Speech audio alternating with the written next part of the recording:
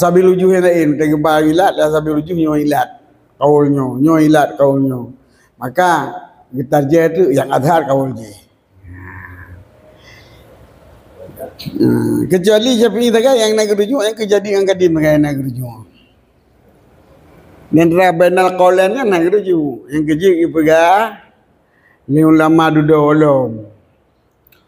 Pu pegang.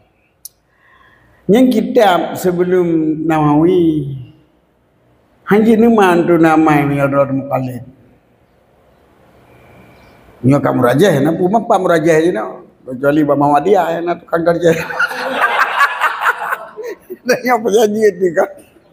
Muhammadiyah yang nak murajah tu kan nak murajah. Nyo kamu mukallid sarfi ya mukallid bibi tu nyo. Hana ada tulis hukum yang pas hukum yang apa mana mukallid tapi tak tertupu ilat terkedah tertupu tapi berat laulai tu kesebelah ilatnya pisang kenang bahkan kadang-kadang lepas ke lah baru cocok ilat gitu. Kayaknya ada ilat pendapat pertama ilat pendapat kedua aja yang pas.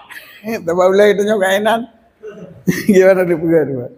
Ini miadra mukallid baik nikmat kitab yu golom Nawawi. Ini golom ahli tajwid. Nawawi yang dekat Nawawi Rafinya itu murajah. Gonya ya istiba ilat. Icok ilatnya, icok ilat je sehingga kuatnya. Jadi olehnya baru.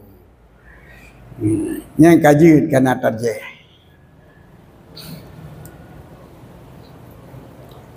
Jadi mukhilafain mentang ada dua jauh. Apa lagi dalam Quran? Ayo kembali